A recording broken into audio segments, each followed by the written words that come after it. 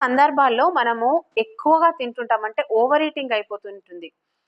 ఏ కేస్‌లో అన్నది ఒక్క కేస్ నేను ఇక్కడ డిస్కస్ చేస్తాను చూడండి. మన హంగర్ స్కేల్‌ని 0-10 అణిగిన మనం చూసుకున్నట్టయితే 0-5 లోపు హంగర్ స్టార్ట్ అవ్వగానే ఈవెన్ ఎట్ 2 ఆర్ 3 మనం ఫుడ్ తీసుకున్నట్టయితే బ్రెయిన్‌కి ఏమనిపిస్తుంది? నాకు ఆకలేసినప్పుడు నా ప్రాక్సిమిటీ దగ్గరలో అవైలబుల్‌గా ఫుడ్ ఉంది. సో, నేను నా పొట్ట నిండినంత తింటే సరిపోతుంది అని అనుకుంటుంది.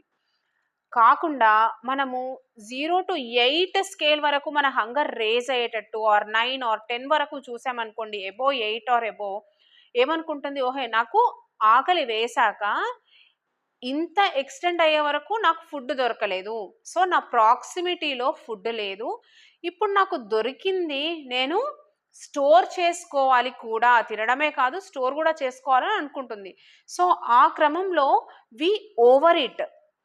అది ఆబ్వియస్‌గా మనం ఫుడ్ లేని సిట్యుయేషన్స్‌లో ఈ కాలంలో ఉండట్లేదు కాబట్టి, నెక్స్ట్ ఇమ్మీడియేట్ మళ్ళా మీల్ టైమ్ అయ్యేసరికి మనం తినేస్తాం.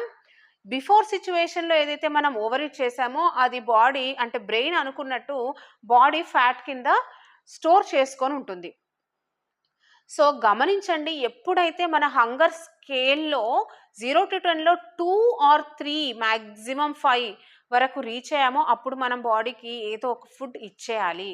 అట్లాంటప్పుడు ఓవర్ ఈటింగ్ అన్న కాన్సెప్ట్‌కి అది వెళ్ళకుండా ఉంటుంది. Take care.